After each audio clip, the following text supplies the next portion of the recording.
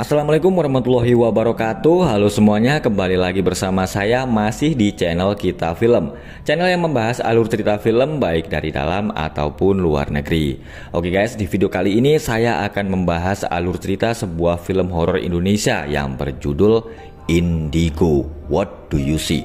Sebuah film yang dibintangi oleh Amanda Manopo, Aliando Syarif, Sarah Wijayanto, dan bintang-bintang lainnya. Tapi sebelum kita mulai alur ceritanya, saya ingetin dulu ya buat teman-teman yang belum subscribe, ayo silakan di subscribe dulu channel Kita Film. Film dimulai dengan berlatar di Bogor pada tahun 2006. Seorang ahli supranatural yang bernama Sekar sedang berada di rumah Pak Wisnu dan istrinya yang bernama Bu Mira. Pak Wisnu berkata kalau akhir-akhir ini anak mereka yang bernama Zora sering berbicara sendiri dengan teman khayalannya yang bernama Widuri. Zora berkata kalau Widuri adalah seorang perempuan yang sedang mengandung. Mereka kemudian melihat Zora yang katanya sedang bermain petak umpet dengan Widuri. Menurut Sekar, Zora adalah seorang anak yang memiliki spektrum aura berwarna nila, yang berarti dia adalah anak indigo. Sekar lalu masuk ke kamar Zora dan melihat sebuah lukisan perempuan yang sedang mengandung. Mereka kemudian panik saat sosok Widuri tiba-tiba membawa Zora dan melukai perutnya. Sekar berkata kalau sosok yang tak kasat mata itu memaksa masuk ke badan Zora. Pak Wisnu meminta bantuan Sekar agar Zora tidak menjadi anak indigo lagi dan lupa dengan semua yang pernah dilihatnya. 17 tahun kemudian, kota Jakarta tahun 2023. Seorang pria yang bernama Aksa bekerja di sebuah perusahaan yang sedang menyiapkan proyek untuk membangun di sebuah kawasan padat penduduk. Pimpinan mereka yang bernama Pak Yudi lalu berkata kalau dia akan mengatur semuanya agar proyek mereka bisa berjalan. Dan perusahaan itu adalah milik ayah Zora. Tapi selama menjadi pewaris perusahaan ayahnya, Zora tidak mau menerima uang sedikit pun dari perusahaan. Zora yang sekarang sudah dewasa lebih memilih untuk menjadi seorang pelukis. Hari itu, Zora sedang mengadakan pameran bersama para seniman lainnya. Mereka lalu berhenti di depan sebuah patung yang menurut cerita dihuni oleh makhluk astral. Dan tidak berapa lama, Aksa lalu datang. Ternyata dia adalah kekasih Zora. Zora meminta agar Aksa segera keluar dari perusahaannya karena dia tahu meskipun perusahaannya maju, tapi mereka sering melakukan cara-cara yang kotor dan tidak bermoral. Pak Yudi yang merupakan tangan kanan ayahnya adalah orang yang rakus dengan uang. Zora sedang di sekolah adiknya yang bernama Ninda. Gurunya berkata kalau sudah 4 hari ini Ninda tidak mau masuk ke dalam kelas karena ada sesuatu yang mengganggunya.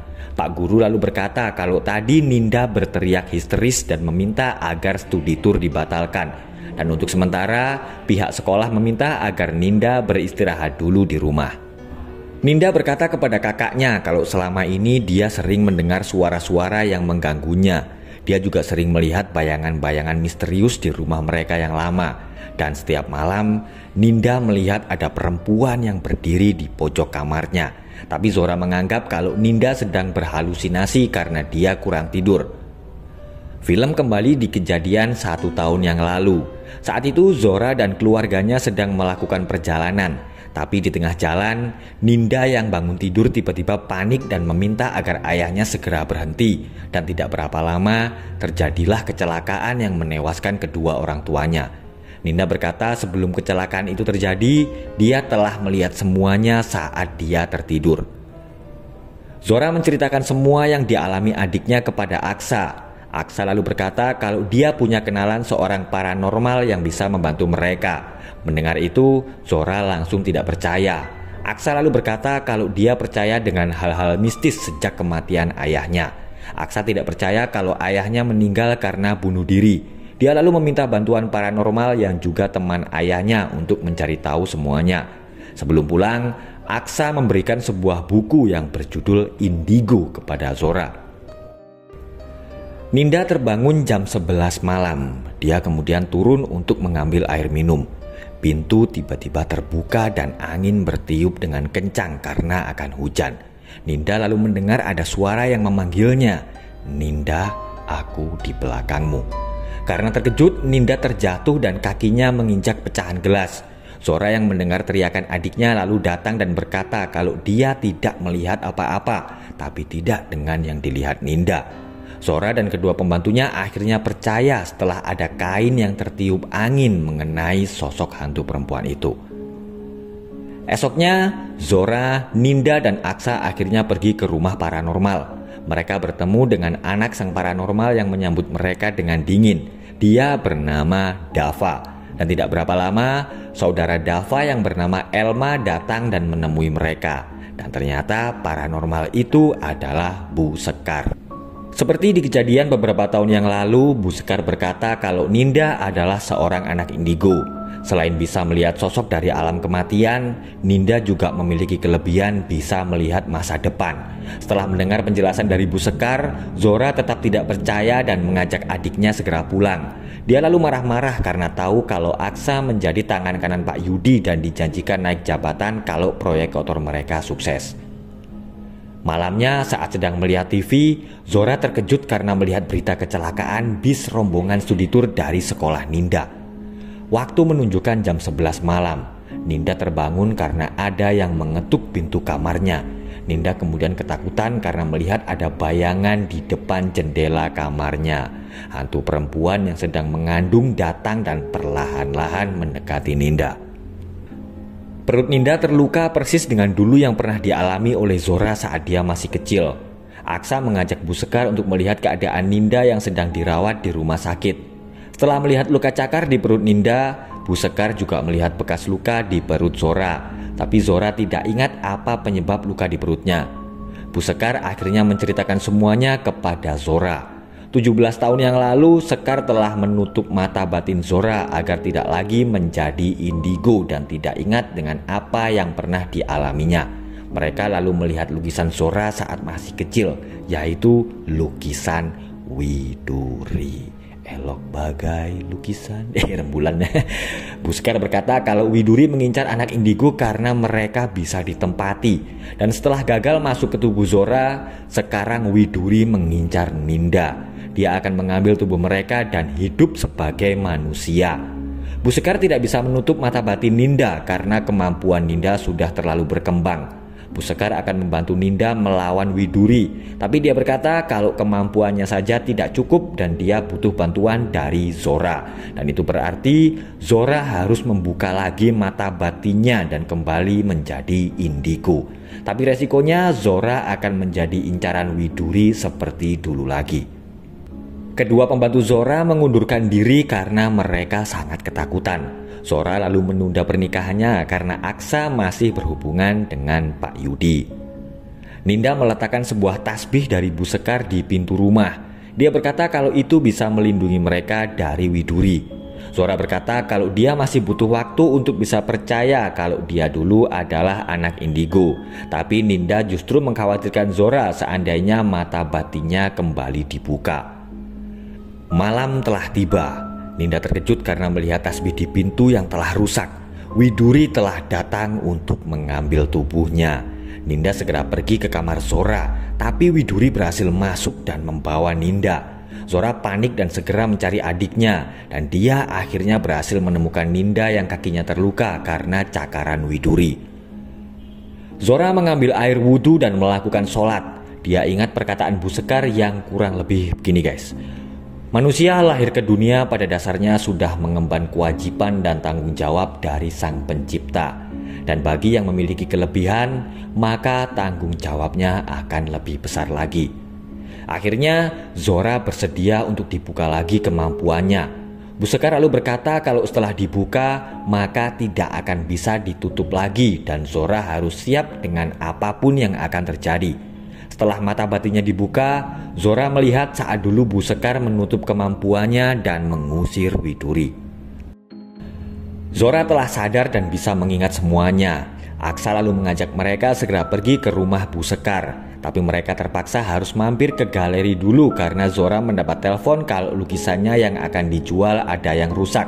Saat Zora sedang memeriksa lukisannya, dia melihat ada seorang pria yang bayangannya tidak muncul di cermin. Zora langsung berlari ketakutan saat pria itu membalikan tubuhnya. Zora terpaksa harus lewat tangga darurat karena lift tiba-tiba mati. Dia lalu mendengar ada suara yang memanggil namanya. Patung perempuan yang pernah dipakai untuk pameran tiba-tiba berdiri dan menari-nari. Beruntung Ninda dan yang lain segera datang menolongnya. Bu Sekar menjelaskan kalau indigo seperti magnet bagi mereka yang tidak terlihat. Sekar akan mengajari Zora dan Ninda agar mereka bisa mengendalikan kemampuannya dan tidak menjadi lemah saat bertemu dengan mereka yang dari alam lain. Elma bercerita kalau dulu ibu dan ayahnya yang bernama Anwar adalah paranormal yang sering menangani kasus-kasus yang berhubungan dengan dunia gaib. Suatu hari mereka berdua menangani seorang gadis yang sedang kerasukan. Gadis itu bernama Nina. Bu Sekar dan suaminya berhasil mengeluarkan roh jahat dari tubuh Nina. Tapi ternyata roh itu masih melawan dan Pak Anwar harus menjadi korban. Sejak kejadian itu, Dava menjadi pendiam dan tidak mau bicara lagi. Widuri mengikuti Ninda yang akan mengambil air wudhu. Setan itu keluar dari bak mandi dan menyerang Ninda. Zora akhirnya melihat sosok Widuri yang selama ini mengincar mereka. Bu Sekar segera mengusir Widuri dan menyelamatkan Ninda. Tapi roh jahat itu masih belum pergi dan masih berada di rumah itu. Bu Sekar segera pergi mencari Widuri, tapi setan itu menangkap dan melempar Elma ke atas pagar besi yang runcing. Bu Sekar dan Dava harus kehilangan dua orang yang mereka sayangi. Dava merasa kecewa dan marah kepada ibunya. Bu Sekar kemudian berkata kalau menjadi indigo dan melihat apa yang seharusnya tidak dilihat bukanlah kemauannya, dan dia juga tidak ingin kehilangan orang-orang yang disayanginya. Ninda masih belum sadar dan sedang dirawat di rumah sakit. Dokter pun belum bisa mendiagnosa apa yang terjadi kepada Ninda. Zora merasa bersalah kepada Bu Sekar, tapi Bu Sekar berkata kalau itu semua adalah takdir dan sekarang mereka harus berusaha menyelamatkan Ninda. Zora berkata kepada Bu Sekar kalau waktu Widuri memegang Ninda, dia sempat melihat Zora dan Zora lalu melihat masa lalu Widuri. Berbeda dengan adiknya, Zora memiliki kemampuan untuk melihat masa lalu.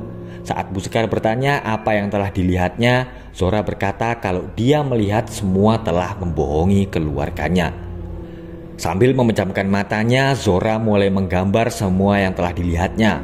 Zora tiba-tiba berada di sebuah desa di masa lalu. Dia melihat Widuri yang saat itu hamil 7 bulan diculik sepasang suami istri penyembah setan yang bernama Rani dan Adiwirya untuk ditumbalkan. Setelah melakukan perjanjian dengan setan, pasangan itu kemudian menjadi kaya raya dan sang istri atau Rani ternyata adalah nenek Zora yang menyalahgunakan kemampuannya sebagai seorang indigo. Ibu Zora bukanlah seorang indigo.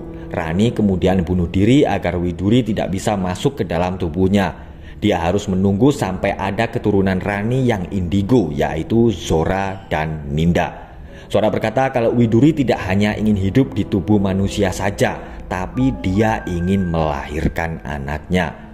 Bu Sekar berkata kalau Widuri sampai melahirkan anaknya, maka akan terjadi sesuatu yang sangat mengerikan, yaitu lahirnya anak dari makhluk tak kasat mata dari alam kematian. Bu Sekar membawa Ninda ke rumahnya agar dia lebih mudah menjaganya. Saat Zora sedang makan, dia melihat ada sosok yang lewat.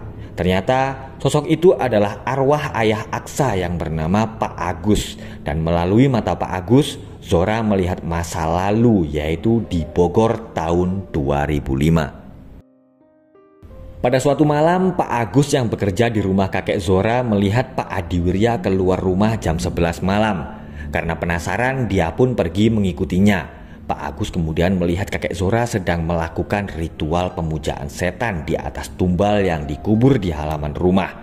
Sayangnya dia ketahuan dan Pak Adiwirya lalu menghabisinya dan membuat seolah-olah Pak Agus mati bunuh diri. Zora lalu menceritakan yang baru saja dilihatnya kepada Aksa. Mendengar kalau tubuh Widuri dikubur di halaman rumah Zora di Bogor, Bu Sekar kemudian berkata kalau mereka harus menghancurkan tubuh Widuri yang dijadikan tumbal agar bisa menghentikannya. Mereka harus menghancurkan tubuh Widuri saat bulan purnama di jam 11 malam. Aksa segera pergi untuk berkoordinasi dengan keluarganya yang berada di Bogor. Di tengah perjalanan, Pak Yudi menanyakan apakah Aksa sudah melakukan perintahnya untuk menyuap kepala daerah di kawasan proyek mereka. Tapi Aksa menjawab kalau dia memutuskan untuk keluar dari perusahaan dan tidak akan tinggal diam dengan semua kebusukan yang telah mereka lakukan. Aksa sampai di rumah Zora di Bogor dan berhasil menemukan tubuh Widuri yang dikubur di bawah sebuah pohon besar. Sementara itu, Bu Sekar heran karena melihat Dava sedang menyiapkan peralatan untuk ritual. Dava lalu berkata kalau sekarang dialah yang akan mendampingi ibunya menggantikan ayah dan kakaknya.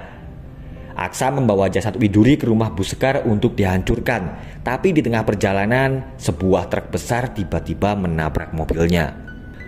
Waktu sudah menunjukkan hampir jam 11 malam. Dava mencoba menghubungi Aksa tapi tidak ada jawaban. Bu Sekar dan Zora berusaha melindungi Ninda dari Widuri yang mulai menunjukkan tanda-tanda kedatangannya. Suasana rumah mulai mencekam dan saya pun kaget karena Widuri tiba-tiba nongol di belakang Zora. Widuri berhasil masuk ke dalam tubuh Zora yang sekarang sudah nggak lagi memikirkan Mas Aldebaran. Sambil tersenyum manis, Widuri berkata kalau dia lapar dan minta dimasakin semur jengkol. Haha, lucu nggak guys? Enggak kan? Dava lalu membuatkan nasi goreng plus telur ceplok untuk Widuri. Dia lalu meminta Dava menemaninya makan malam. Ternyata sopir truk yang menabrak Aksa adalah orang suruhan Pak Yudi. Tapi beruntung Aksa masih hidup dan menghubungi Bu Sekar. Ninda akhirnya sadar dan Bu Sekar meminta bantuannya untuk melawan Widuri sebelum makhluk itu menguasai tubuh Zora sepenuhnya. Widuri berkata kalau dia menyukai Dava dan mengajaknya untuk membuat anak. Parah nih. Bu Sekar menyuruh Ninda untuk segera pergi menolong Aksa. Dava berhasil menyerang Widuri dan Bu Sekar pun langsung membantunya dan mulai melakukan pengusiran. Tapi Widuri bisa melepaskan diri dan menyerang mereka berdua. Ninda berhasil menemukan Aksa yang akan dibawa ke rumah sakit. Aksa lalu menyuruh Ninda agar segera membawa jasad Widuri.